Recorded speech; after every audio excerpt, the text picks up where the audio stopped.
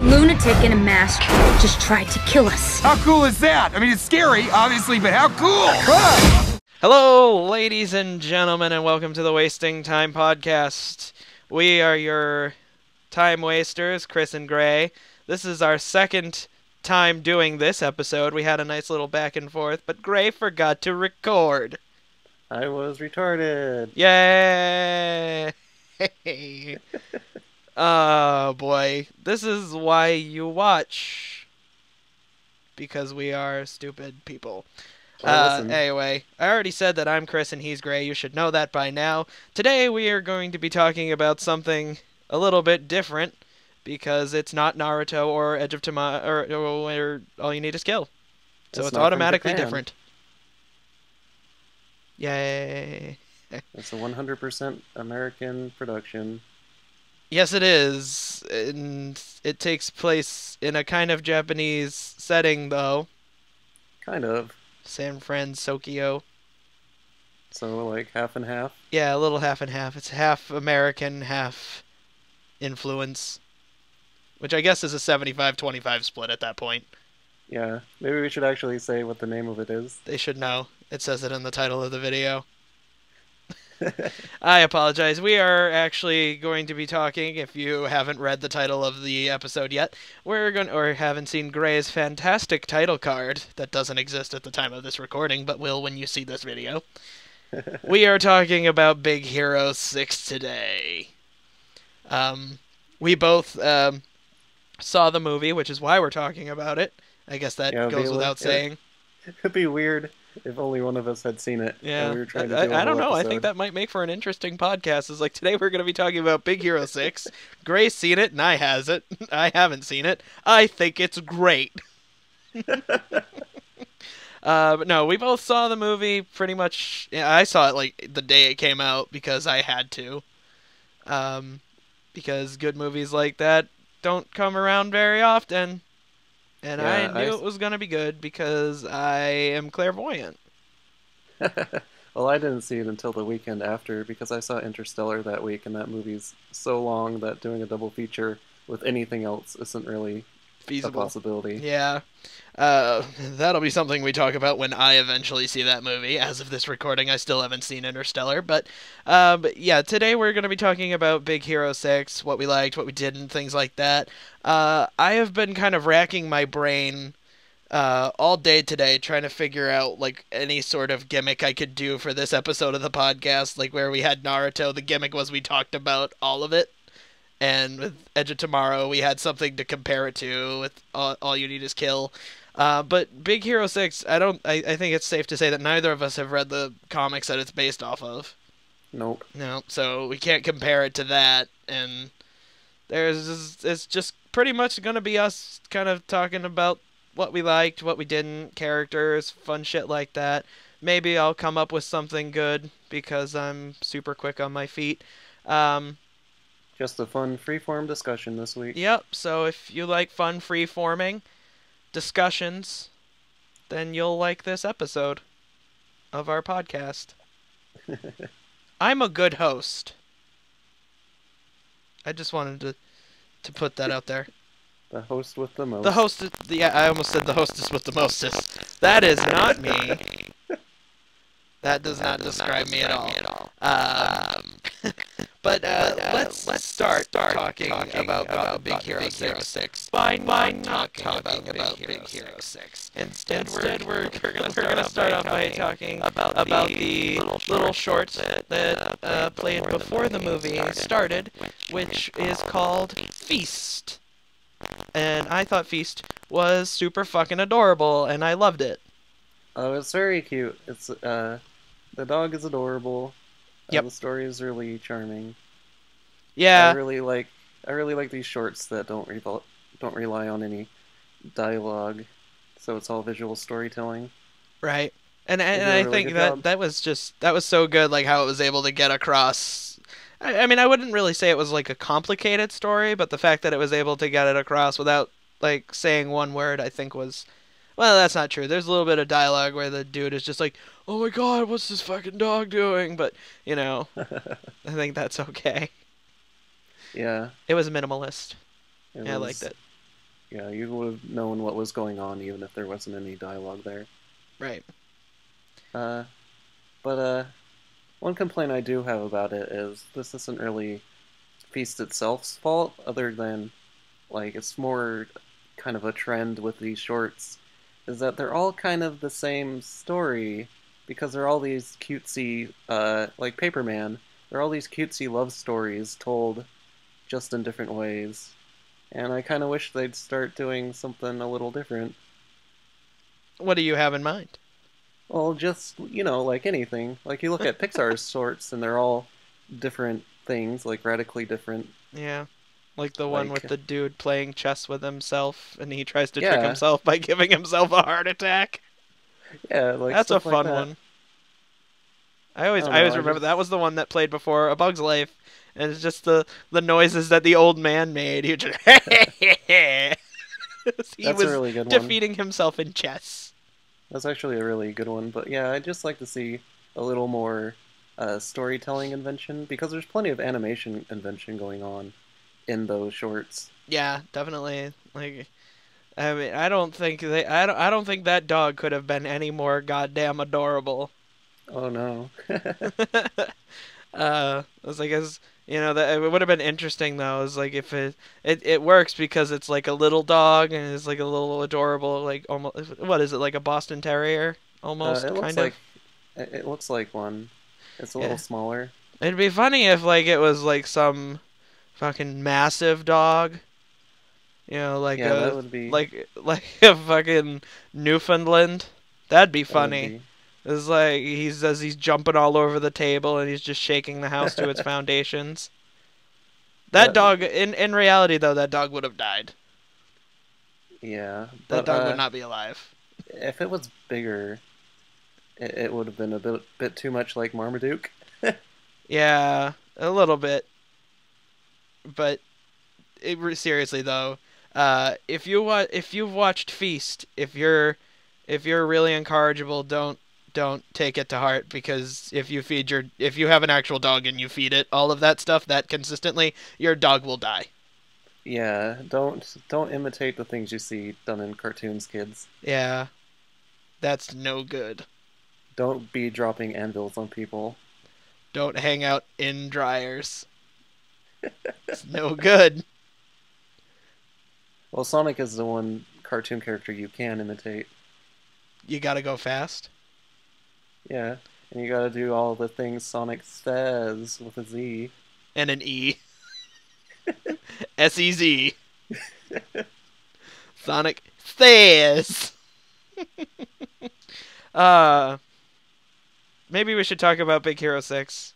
Because now we Probably. really are just wasting time.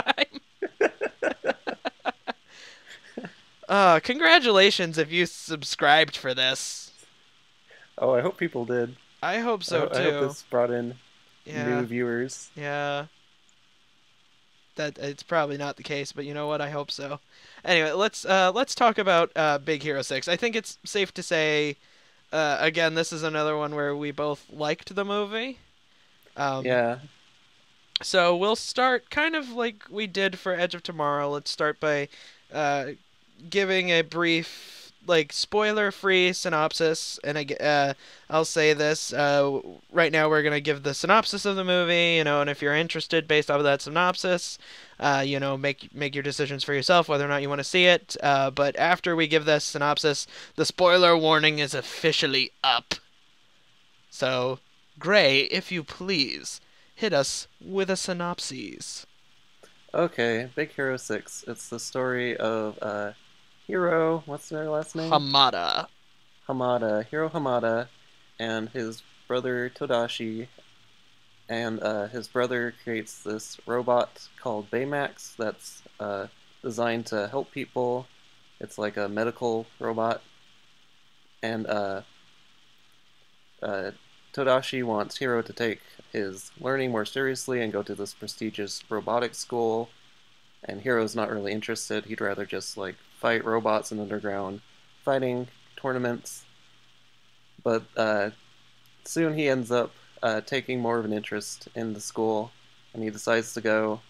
But after the ceremony where he's accepted into the school, Hiro's brother Tadashi dies. And I don't think that's a spoiler because they say it in the trailers. Yeah. So Tadashi dies, and Heroes goes through grief, and he tries to track down the people responsible for Todashi's death with the help of Baymax and his friends, who compose the rest of the Big Hero 6. All right, and with that, the spoilers are officially up. If that synopsis makes you want to see Big Hero 6, then I think it's pretty safe to say definitely give it a recommendation. Definitely say you should go see it. And again, to those of you who may ask, if you say right now that you recommend it, why should I continue watching the podcast? Well, we're going to be talking about all the intricacies of that, and maybe we'll validate some of your own opinions, and maybe we can bring up some interesting discussions about it. The first thing I'd like to bring up is kind of a general question. With like you had said, I really did just think of this. You said in your synopsis that Tadashi dies, and that how that's really not a spoiler because it's actually said in the trailer. My question is, and this doesn't have to be exclusive to Big Hero 6, but I think it is still an interesting question. Do you think a character loses something a little bit when you know before you even see the movie that they're a goner? I think it really depends on how well that character is written. Well, what did you think about Tadashi? I think it was handled pretty well. Like, his actions in life had impact on the movie beyond his death, which I think is a really important thing. Definitely. They need to make an impact while they're alive, and they need to continue to make an impact after they're gone. Because, like you said, if you already know that a character is going to die, and their only contribution to the story is that they do die, and it's supposed to be like a shock in some cases, if they didn't really do anything other than dying, it really takes away from their character, especially if you already know that they're going to die. Right, and because that was something I was worried about as I was watching Big Hero 6, because the first parts of the movie, like when we're first introduced to Hero, and he's at those underground fighting tournaments, is like the first thing that comes to mind while I was watching that. I was like, okay, if they don't fuck this up, I'm willing to bet Hero's going to have a really good character arc. And once Tadashi was introduced, I was like, he is just going to be... they're going to kind of dial the sappiness up with him a little bit, to where he's just like, oh, it's like, I'd do anything for my bro and my family. And then when he dies, you're like, oh, now it's really sad because I know he really likes his family. I was really worried that was going to be the case because that's how he felt right away. But I think, like, as they hung out, as he gave him the tour of, like, the school he goes to and shows him Baymax and stuff like that, I thought it improved significantly. I didn't have that worry anymore, and I think it definitely escaped my mind once Hiro sees the recordings of Tadashi testing Baymax. Yeah, that's a lot later in the movie, but that was a really well done scene. Yeah, definitely. That was like out of like non-action scenes, just pure like take a breather, kind of slow burn character development scenes. I thought that was one of the best in the film. Definitely. Yeah. This ties into Baymax's character as well, and a little bit into Heroes. Baymax isn't really like he's a character, but he's still a robot. They don't try to cheat like Johnny Five and act like he's alive. Johnny Five Alive? Yeah. But he's still treated like a machine, but he's also... you do care about him, you feel empathy for him, but not as a human being. But a big part of his appeal and his importance to the story is that he carries on Todashi's legacy after his death. Yeah. And that's one of the reasons why you really care about Baymax, is because he's the last part of Todashi that Hiro has left. Right. Agreed. And yeah, I definitely agree that I definitely prefer that they didn't do, oh, you see Baymax is alive, like, like Johnny Five, or they kind of tried to do that, I think, to a much lesser extent in, like, Wall-E. Yeah. It was like, oh, you're supposed to care about this little robot because he's alive and he's not just a machine. He's got Whereas his own Baymax, personality. yeah, whereas with Baymax, they kind of hammer it into your head that, like, no, no, no, we fully understand that he is a machine, but we, you know, it is Tadashi's legacy, which is why we care about him. Right. And I thought it was really well done. Oh yeah, definitely, and I loved the kind of, like, how they kind of played around with Baymax's robotic nature, like where, like, they start to treat him like he's another person by, like, doing, like Hero does the fist bump thing with him and he just goes ba la la la. I was like, Yeah. that kind of, I really enjoyed that kind of stuff. And, like, whenever, like, Hero would tell him to do something, he would always be like, once he's, like, the scene where they first put armor on Baymax and he's just like, I don't think this helps with my huggable appearance. Yeah, like he acts like a machine in the way that he's always so logical and always like focused on what he was programmed to do, which I think is a big part of why he works so well. Yeah, definitely. Getting back, I didn't use this segue in time, but I kind of like it. Speaking of predictability, like when we were talking about, knowing that Tadashi was gonna die, I think it's fair to say, I mean, I don't know about you, but the twist of the movie as to who was the man behind the kabuki mask, I think I saw that coming the moment the character was presumed dead. Yeah, I started having my suspicions the moment actually that they introduced the businessman character. Yeah. Because I was like, wow, that's way too obvious. It's not him. Yeah. But then there's only a handful of characters that it could be. Right. That was my thought too. I was like, you can't go 3 movies in a row with Alan Tudyk being your villain.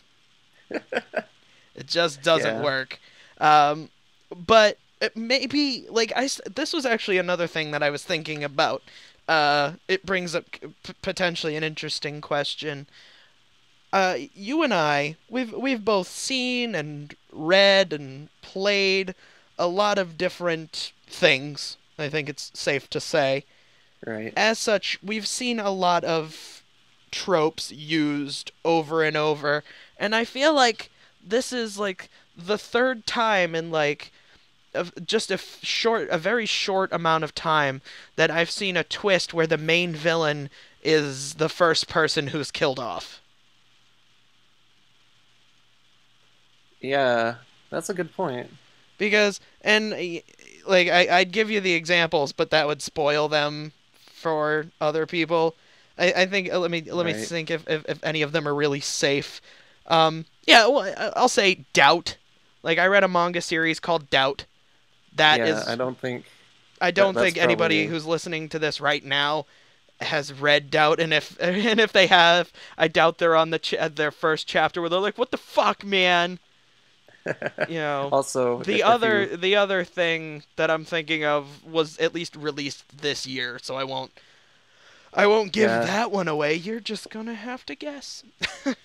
Yeah, I actually know which one you're talking about there, and I'm not gonna spoil it either. So, but yeah, that's an interesting point, and it ties into something I've been thinking about in a lot of in relation to this movie, is that it does a lot of cliched things, and it brings up an interesting question of whether cliches are always bad, and I don't think they are, because if you do these tropes really well, right, it can make for a very good movie, and I think this does a lot of tropes, even though they're some of them are pretty overdone. Yeah. I think it handles them all very well. Oh, yeah. Especially just the way the characters are developed, and the way the story plays out. The emotional beats are well done. But, yeah, that was the thing with this movie, because as I was watching it, I really, really was enjoying all of it, But like it was one of those movies. Like normally when I watch a movie, since I've seen so many movies, a lot of movies that come out like your summer blockbusters, you can usually pick and choose what's gonna happen. Like you can pretty much predict those movies beat by beat. You know, because you've seen so many different movies. You're like, okay, this is gonna happen now, and cue the this many seconds. You're usually like most like horror movies. I'm pretty much like right on top of it. Like I saw a shitty movie called Ouija. Yeah, especially like Hollywood horror movies. Yeah, Hollywood horror movies. Like earlier this year, I'm not gonna go into detail about Ouija, but I saw Ouija. It fucking sucks. And like every single thing in that movie was like, I was like, okay, this is gonna happen now, and then that would happen. I was like, okay, now they're gonna do this, and then that would happen, and it was just like, and I was like, God damn, this is terrible. I was like, and I was like trying to like rationalize like why I didn't like that movie, and it's like, I don't like it because I was able to predict everything, and it was really poorly done. But Big Hero 6 kind of has a similar thing where it was another movie where I could be like, all right, this is going to happen now, and okay, now this is going to happen, and those things still happened pretty much when I was just like, all right, now, all right, this is the part where like there's like a main hero sacrifice. Okay, this is the part where we find out that our red herring is just that, and that would happen. But I was like, but you know what? I'm still enjoying it because even though I've basically I feel like I've seen this movie before, it's still doing things so well that I don't mind that. Right. And I think a lot of your enjoyment of this movie is going to come down to whether you can still enjoy it despite the cliches and how well you think these cliches are handled. Right. Definitely. And that's definitely the way you should look at it. Is like if you're, and I think another good part of that has to come down to the characters, because usually that's always like a saving grace. Is like even if you can predict the story pretty much down to its essence, even if you can predict all of that, if you've got good characters that are leading the way in that, then I think that's the most important thing, that to overlooking cliches, and I think this movie does that really well because it has a really great set of characters. Right, and we should probably start with Hiro. We've talked about him a little bit, but I think we should really talk about just how well done his story arc is in this movie. Yes, his story arc is done phenomenally well. I was very impressed with Hiro's story arc, and I'll give the recap on this one. So Hiro Hamada is just your everyday average Japan American kid living in fucking Japan America. Except he's not average because he's like super smart, unlike most 14-year-old kids. And he starts off as just a little douche con man. That's his character. He's a douchey little con man who, like, in anything else, you'd be like, I hope this kid fucking dies. Yeah, he's really selfish in the beginning, and he's only, like I said during the synopsis, he's only really interested in making money at these underground bot tournaments. Yeah, like, even to the point, like, in like, this is one thing they did differently. Like, in most movies, you'd have a character like that who's like, oh, yeah, I'm doing these underground bot fights for money. Like, the first time they get in, like, trouble like that, like, because he goes to, like, this underground battle, and he, like, tricks people by having a robot that looks shitty. Like, everybody's like, I'm gonna destroy this kid. And he's just, like, he goes, like, all or nothing on them. And they get duped by him, and they're gonna beat the crap out of him for, conning them. And, the police are there, and he gets in trouble, like, with his aunt, because main characters can't have family that are, parental in nature. It's a Disney movie. It's a Disney movie, can't have parents. He's gotta have, like, an aunt or distressed uncle or something like that. So he gets stepmother, yeah, evil, of course. So he gets in trouble with his aunt because she's like, "What the fuck are you thinking?" And he's still just like, "Yeah, whatever. I'm gonna go to more and con more people." And then once he sees like the school that Tadashi goes to, it's like, again, at first it's almost kind of like a selfish thing. He's like, "Oh, it's like I have access to all sorts of like crazy technology. I can do all sorts of like craziness here at this school." And then it's really not until the Big Hero 6 is formed and he goes through like some adventures with them that he really kind of does. He gets over his like with everything being self-serving with him, and he, you know, what he does is for a greater good. Right.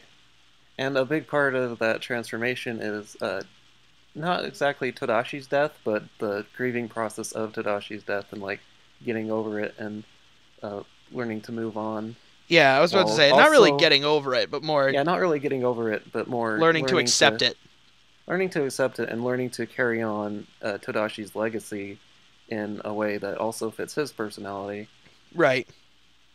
Yeah, and I think that also has to be attributed to what I was another thing that I was worried about when I first saw Big Hero 6 is usually when you have team-based movies, there's always going to be, like, you're obviously, people knew going into this movie that the focus was going to be on Hero and Baymax. I don't think there was anybody who had that. It was like, man, I really wanted to see more Wasabi. It was just like, yeah. You know, it was like, oh, I'm hoping he gets a lot of screen time in this movie. You know, I love me my Damon Wayans Jr. or whatever fucking Wayans brother plays him.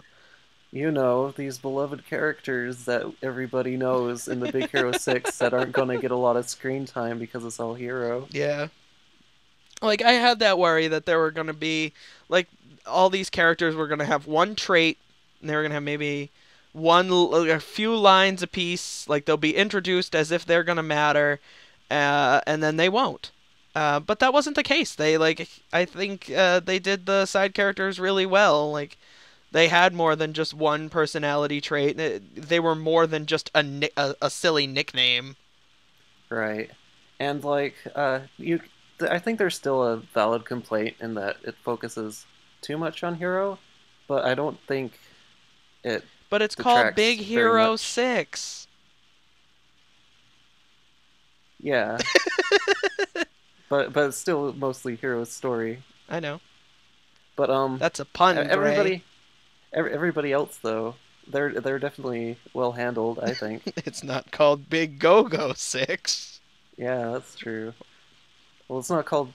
Oh, it should be called Big Jeff 6. I did just get the pun. Yeah. Now I get it. You get it? Yeah, now I get it. Maybe they should have called it Baymax, Hero, and 4. How about Big Jeff 6? Well, anyway, let's talk about those side characters now. Do you mean Fred? No, I meant Jeff. He's from our comic. I know. Plug.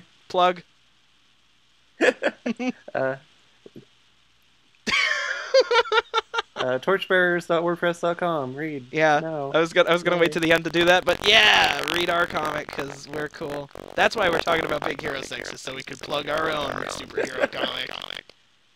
But yeah, the side characters.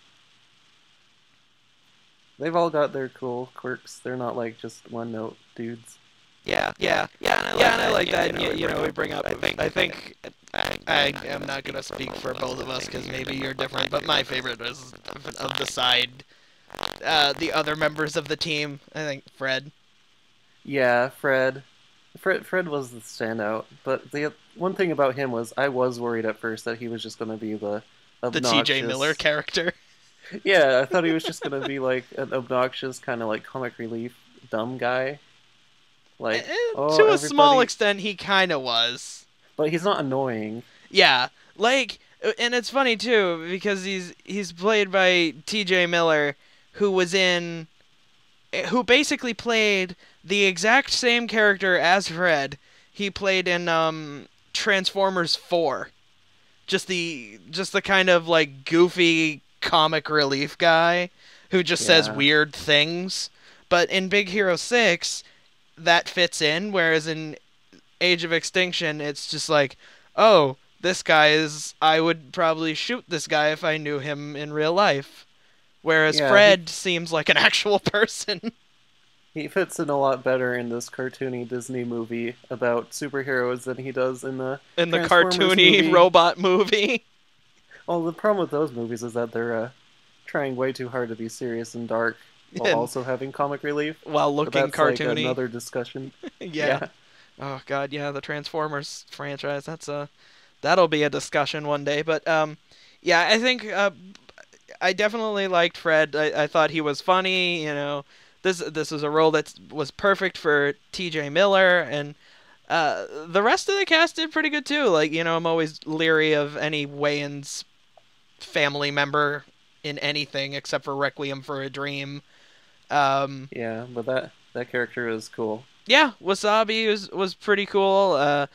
Go-Go was pretty cool. Honey Lemon was kind of I think was probably the weak link. I don't know. I enjoyed her. Well, yeah, I know. I was like, but compared to the others, I think she was probably the weak. And I think it mainly had to do with like her power, not even like power, but her abilities just kind of being not as fun as the others. You know, because you look at everybody else, like, I mean, technically, I guess Hero has the least amount of powers because he's got Baymax and he just kind of rides along. But, you know, you look at Wasabi and he's got those fucking cool-ass gauntlets, and Go-Go's got fucking Tron going on. She's basically a human Tron cycle. Yeah. And Honey Lemon throws sludge at people. She throws the Chuck E. Cheese ball pit at people. I just don't feel that was as exciting, but it was pink. Yeah. But again, she wasn't. I didn't have a problem with her as a character. I just thought she was the least interesting to watch. Like in the fight scenes, like that makes you know, throwing balls only has so many different things you can do with it. Whereas, you know, cool fucking laser gauntlets and being a Tron cycle, you could do a lot of different interesting things with that. Yeah, and none of the characters were overly like archetypical. Yeah, like they all had something. Like they almost fit into archetypes, but they also have additional quirks.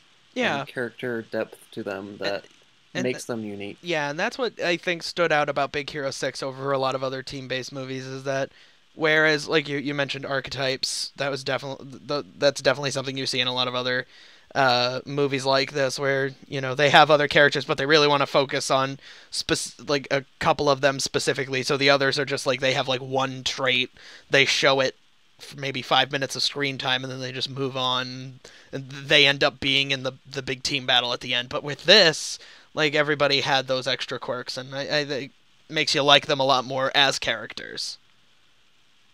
But now we're gonna move on from the Big Hero 6 team themselves to the Big Hero villain. Yeah. Mr. Kabuki. Well, big Villain 1. Big Villain 1. Mr. Kabuki Mask. Mr. Kabuki, who everybody should have known right away. The character of Mr. Callahan. I think he would have been, like, once you know all of his backstory and stuff, he's interesting. Yeah. But before that, he's just kind of the bad guy. Yeah. So I kind of feel like it would have been better if they were just upfront about who the villain was. Yeah. And developed that more. It was something, trying to have a big twist. Yeah, it didn't need a big reveal, I think. It was just one of those things. It was like, it's either one option or the other option of the two people who they say could potentially be the villain. And once you have a character say, while the character is still masked and it's early in the movie, and you have a character say, "Oh, it's this person, it's gotta be," it's not. Especially when it's Fred who says that. Yeah, especially when you have T.J. Miller do it. He's like, "Dudes, I know for sure that it is Mr. Cray. He is the bad guy." And then as soon as he said that line, I was like, that's what confirmed it for me. Well, even before that, when they show the footage of the failed transporter experiment. Yeah. Like I put it together then because I was like, I saw the pilot, mm-hmm. and I saw that she like disappeared, and I was like, I remembered Callahan said something about a daughter, that something happened to her earlier in the film when he's at the school. I forgot about that. Yeah, well, I picked up on it, and I was like, that seems kind of out of place. It will probably be important. So I ended up putting that together when I saw that. I should have put that together, but I didn't. Because like I said, when that moment happens, basically what happens at the school is they have like an open house kind of thing where potential applicants to the school have to show like some sort of scientific thing that they've did, and if it's really impressive, they get admitted into the school. And Hero's invention is like super crazy, I could save the world kind of shit. And two characters come up and talk to him about it. One of them is Callahan. The other is Alistair Cray, played by Alan Tudyk.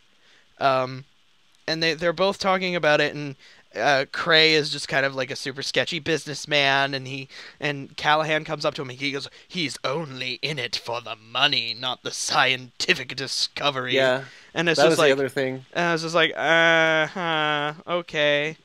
That was the other thing when Callahan was like, I wouldn't trust him with anything. That seemed very personal. Yeah, and that's when I first started to be like, all right, maybe something. I was like, maybe Cray is a douche, and I'm willing to bet he's gonna be a douche, but I'm willing to bet there's something more kind of sinister about Callahan. And then they're outside and the building catches on fire, and it's like, okay. And Tadashi's like, oh wait, Callahan's there, gotta save him. And he goes in, the building explodes, and I was like, okay, so now they're saying that Tadashi and Callahan are dead.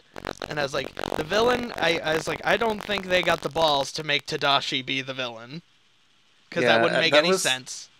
It wouldn't make any sense, but it was kind of like a blip in my mind as a small possibility. It was in the back of my head too. But once that happened, and they were like, oh yeah, Callahan and Tadashi are dead. I was like, one of those two, and 99%, and I was like, I'm 99.99% sure it's Callahan, will be revealed to be the villain, because there was 0.01 that said it might have been Tadashi, but then the rest of the 99% of my brain told that 0.01 was like, shut the fuck up, you're stupid. It wouldn't make any sense that he would build Baymax just so he could fucking destroy the world. Doesn't make any sense. Yeah. So I was pretty convinced that it was Callahan right from the get-go, and then when it was revealed, I was like, yeah, it's not a surprise.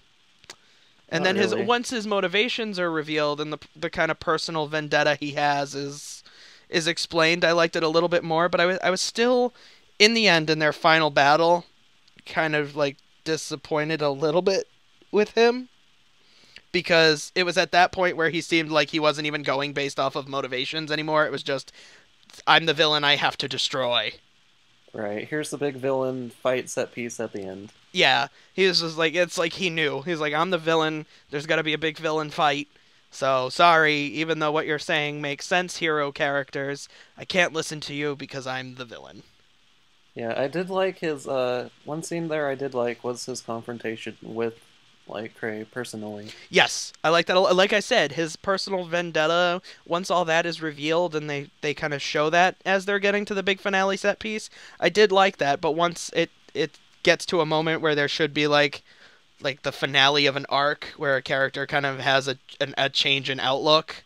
I felt like one of those scenes probably would have been better there. But obviously you're gotta have a big finale somehow. Yeah, they had to have the big fight scene at the end. Yeah, and that's what they did, and it was still a cool fight scene, which is I think what we should talk about next. Let's talk about the fight scenes in the movie. They were all really well animated. I like the Kabuki wasn't a super interesting villain conceptually, but I did like the mini robots and the way they used those. Yes, I liked that quite a bit too.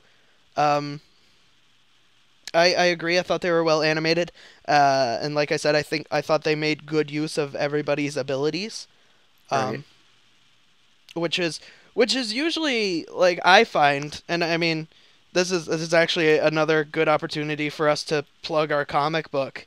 And we a little behind the scenes, I guess, of for those of you who don't know, take a quick aside to talk about this, because it does go into a point that I want to make.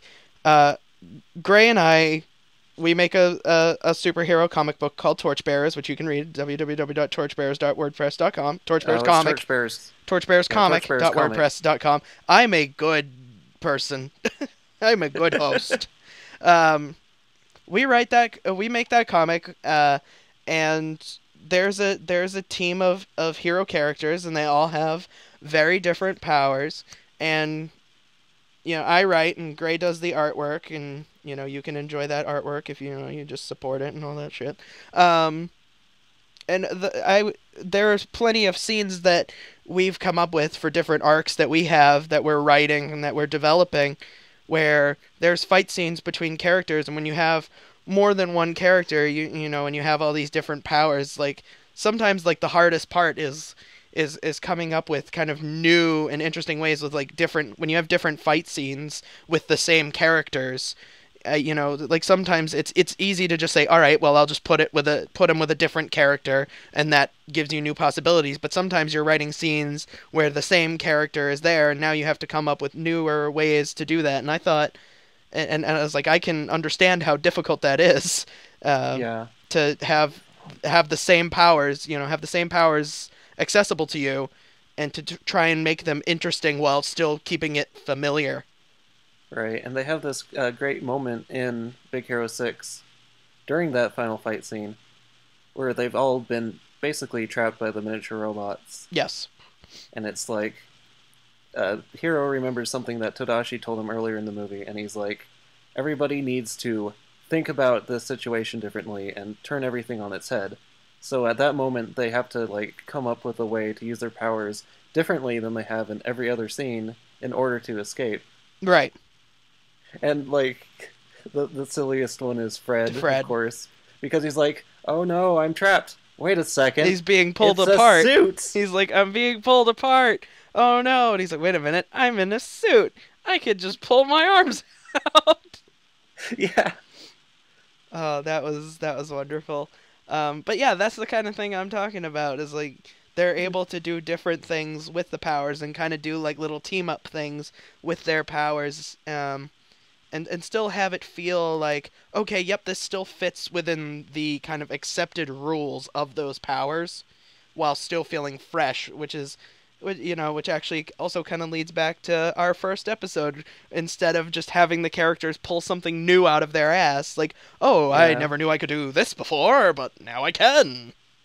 My eye powers will save me. Yeah, right? Instead of just... Because, man, wouldn't that have been shit if instead of, pulling his arms out of the suit, Fred got the Sharingan and just made all the nanobots disappear. I suddenly have magnetic powers. But, I thought it was still really good. I definitely... going back to what you said, they're definitely well animated. I like how they used the powers. Really cool fight scenes a lot of the time. Yeah. Speaking of magnet powers, I just had a thought. How do they work? But they knew specifically what their opponent was in this battle. Mm-hmm. They knew that they were like little tiny robots. Yeah. Why did nobody pick magnet powers? Because they weren't working on magnet projects when Hero meets them. Oh, okay. Because all of their powers are based off of projects that they're working on when they first meet. And then they have that montage with the song. Yeah. That is a little thing I wanted to bring up. Both this movie and Wreck-It Ralph, while I love them, they both have montages where they play rather unfitting music. What was the song that they played? In this one or in Wreck-It Ralph? In this one. It was... I don't even remember. I'd have to look it up. But in Wreck-It Ralph, it was Rihanna, Shut Up and Drive. Yeah, I do remember that. That was really weird. I forget what it is in this. But I what's weird is I remember it being like really out of place and going, probably doesn't belong here. I think Shut Up and Drive is worse, but Oh, definitely. While actually talking about songs, I really liked their use of what the fuck, Immortals from Fall Out Boy as their Yeah. end thing. I'm trying to look up the soundtrack right now to see what it is. Was Immortals written? Did Fall Out Boy write that for this movie? I think they did. I think they did. I'm pretty sure they did. That's pretty cool. I like that a lot. While I'm looking this up, I will give you another thing that you can talk about. Okay. The voice acting.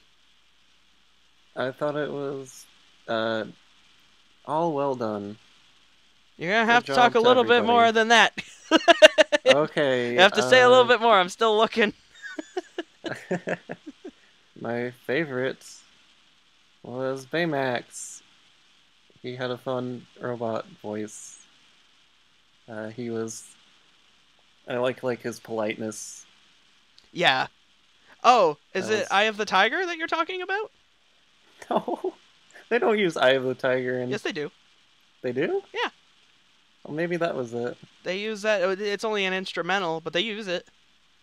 Maybe, Because I'm Well, just looking at their soundtrack right now, and the only or is songs I see, like the song that they say is like Immortals is like the big one on the soundtrack, and they say, Immortals written and recorded by Fall Out Boy for this movie, and while not part of the soundtrack, there's a brief instrumental section of Eye of the Tiger that plays in the film, and everything else on this soundtrack is just like basic score kind of compositions with. maybe I am thinking of Immortals. Maybe I thought Well, that was kind of out of place. Didn't it? Well, it only played in the credits, didn't it? Yeah, there's another one that they play during the montage when they're putting their powers together. I wish I remembered. It's like I know the scene you're talking about, and was it Eye of the Tiger? It wasn't Eye of the Tiger. It wasn't an instrumental. It was, It was like a legit Oh, song. yeah, a song with lyrics. Big Hero 6 original motion picture soundtrack. This is why you watch our fucking podcasts, people. By the way, let's see. Here is the soundtrack. We got Immortals by Fall Out Boy. The rest of everything else on the soundtrack is by Henry Jackman, the composer. Hmm. Yeah, maybe it was. Is it a song you've heard before? It sounded like maybe it was. I'm not sure. I guess those of you who are listening, you're going Help to us have out. you're going to have to help us because we are completely useless. We cannot figure out something as simple as what song played in this movie.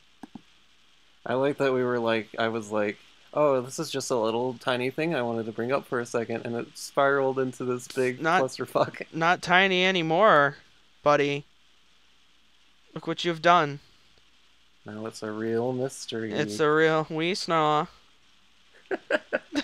I knew I should have named her Debbie. I give up. So, you know what? Somebody on the fucking audience end of things is going to have to do this for us. Because I don't feel like looking anymore. Okay. But I think we've singled out that it was not Immortals by Fall Out Boy, and it was not Eye of the Tiger instrumental. It was some other song. Something because else. they play Immortals in the trailer, right? I believe so. Yeah, they play Immortals for the trailer, and they play Immortals over the end credits. And it wasn't that song. No, so it wasn't Immortals. I don't know what. Because it I liked was. Immortals. Yeah. Maybe it was For You by Philip Phillips. Like Amazing Spider-Man did. That'll be something we'll have to talk about eventually. I'm angry and angsty for you, for you. But That in makes that sense. montage, that in this movie, in Big Hero 6, it was some song that was like, it was talking about like how they were delinquents and they weren't going to do things the man's way or something like that. And I was like, what? What does that have to do with anything? This is Standing Up to the Man by Building Robots. Oh man. But well, we've been talking about Big Hero 6 now for almost an hour, so I think I think we can get close to wrapping it up unless there's anything specific that you wanted to talk about. I wanted to talk about this. Probably would have gone better when we were talking about Hero's Arc, but I wanted to talk about one of my favorite scenes. Yep. Oh, we should also talk about the ending. As Well, I was actually about to say, I was like, is there anything else you want to talk about before we Before talk the about the ending and then really wrap it up for reals? But Right. you have a favorite scene you'd like to talk about? One of my favorite scenes. It's the one where Hero reprograms with the chip. He takes out his Baymax's regular chip and puts in the fighting chip. Yes. And he tells him to kill Callahan. Yes, that's also one of my favorite scenes. Because, like, wow, not exactly something you were expecting. No. And it might have been, like, I've seen that scene before in something for more mature audiences in this kind of character arc, but it wasn't something I was expecting here. And again, it was well handled. Yeah. And what I really liked about that scene is how much it fucking backfires on him. Yeah, and I also like that the other characters are like, dude, you can't do this, and they have to, like, stop him. Yeah. Because that really gives the other characters a really big, important impact of something to do. Yeah. That was kind of the moment I was talking about when I was saying, like, you know, each of them has more than just their 1 minute, you know, their 15 seconds of screen time and, you know, one quirk and maybe get a couple shots in the final battle. That was the thing that was like, okay, these are actual, you know, people, you know. Yeah, like they really support Hero through his grief, which is a big part of the movie. Yeah. And it's not just like, oh yeah, we're friends, we're here for you. Like, they really show how well they support Hero. Yeah. Yeah, and I really liked that. But yeah, I definitely agree. That's definitely one of the best scenes in the movie, in my opinion. So let's talk about the ending itself now. I've done a few recaps, so I'll let you take this one. The ending? Yeah. Okay. So they've beaten Callahan. They've stopped him from destroying this portal that's gonna, like, that Cray was showing off. And making it, like, suck up the city and destroy everything. And then Hero is like, he wants to help Callahan find his daughter, because his daughter missing is the whole reason why Callahan turned down this dark path. And he's like, I know what it feels like to lose somebody, I want to help you out. So he and Baymax fly into the portal, they go into the alternate dimension where they think that his daughter is, Callahan's daughter, and they... Inside they're of a able to Van Gogh painting. Yeah, they're able to eventually locate her, and she's, like, in, like, a deep sleep. Yeah. So they're trying to pull her out of, like, all this space debris and this interdimensional, like, wormhole thing. And they kind of get stuck, and Baymax realizes that in order to help Hero and help the daughter get out, Baymax is going to have to like, practically sacrifice himself, like, and then, like, eject, like, his armor off of himself so that they can get out Right. Before the So- portal closes. before the portal closes. So it's like a self-sacrificial moment for Baymax. And the reason why I think it really works emotionally is because of something we were talking about earlier, where it's not about Baymax as a source of empathy in and of himself, because he's still a machine. Yeah. It's the fact that he's the last piece of Todashi left for Hero to hold on to. Mm-hmm. The last part of his legacy. The last thing he has left to remember Todashi by. Yeah. Did you cry And every so- time? Yeah, it got me a little teary-eyed. But the good thing, everything turns out happy in the end, because when they get out of the portal and everybody's safe, except for Baymax still in the portal, they discover that Baymax also ejected his chip along with the armor, so Hero is able to rebuild Baymax. Yeah. Now the self-sacrifice scene itself didn't get me like misty-eyed, because that was another thing, like I was expecting it. Yeah. Like it was one of those, okay, like they're going to this portal, like he's gotta sacrifice himself, because it fits with like the theme of this movie and the story they're setting up, where it's about it's about being able to let go. Right. You know, Like Baymax says, to accept grief and, you know, being able to move on. So, like Baymax says, I can't go until you say that you're satisfied with your care. yeah, it wasn't even that, because I saw this movie with a friend of mine from work, with a coworker and his wife, and while we were watching it, at this point, when they're having like their big goodbyes, he leaned over to me and he goes, "Actually, that portal would have closed by now." So I was laughing while this was happening. You monster. Yeah, well, thankfully we had the theater to ourselves. So I was laughing at this point. And so was he, and so was his wife, so we're all monsters. But when he rebuilds, but the part that, it didn't really get me, but, you know, a little bit of a mistiness was, like, when he rebuilds him, and then he has that, "Oh, hello," and then he hugs him. I was like, "Oh, that's nice." Yeah, and it's the self-sacrificial thing is another cliche that I feel is well handled. It's been done a like lot, though, almost lately. every single movie has some sort of self-sacrifice. Every single like Disney movie, every single Pixar movie, every animated movie, basically. Yeah, somebody's got to sacrifice something. And it's like one of those sacrifices where it seems like they're gonna die, and then of course they're okay after all. Yeah, but this was one where the sacrifice was... He's still there! Yeah, a big part of why it works is because we're not losing, like, a person. A person's not dead, and he's still technically not dead because his chip is there. Yeah, I'm more able to buy that than, like, a character dying and then it turns out that they're okay. Yeah. Agreed. I definitely agree. But, because Todashi's still gone. yeah, that motherfucker is dead as shit. So the themes of death and grief aren't invalidated by a silly little he's not really dead moment. Right. I was worried that might happen. Yeah. Because those happen a lot, like even like Tadashi appears like I wasn't really dead. I was able to hide under some wood. I've been here Like this whole time. When Baymax keeps saying like Todashi's not gone, he's here. And he's actually really in the that, suit. Like, oh god, is he really? Yeah, is he like literally still there? He just pops out of the Baymax suit like it was just like a really super awesome like hamster ball. I was there the whole time. Ha ha ha. Yay. Oh, that would have been horrendous. That would have been the worst. Just the worst.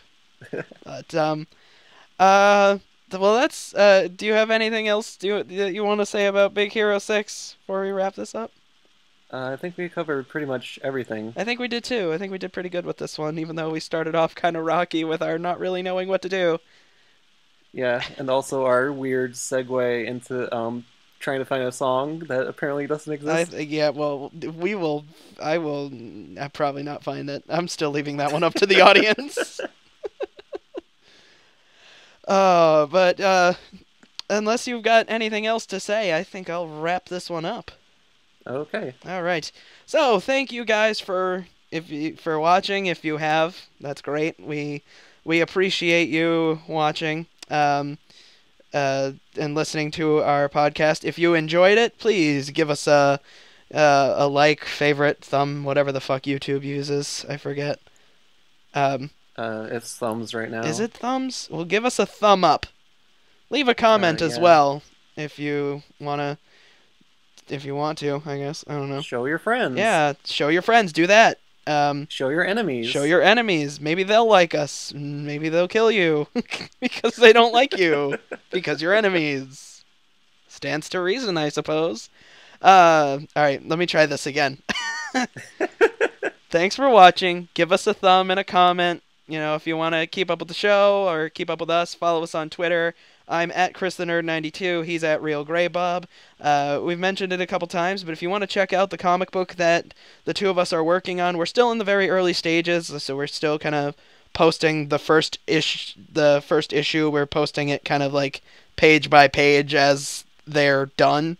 On the website for that, which is torchbearerscomic.wordpress.com. Check that out as well. We would appreciate you paying attention to that as well. So I got nothing else to say. So thanks for watching. I'm Chris He's Gray. Have a good night. Thank you all. Bye-bye. Bye-bye. Are you satisfied with your care? Oh, yeah. Oh, that's a great way to end. No. We jumped out a window. What was that? We jumped out a window.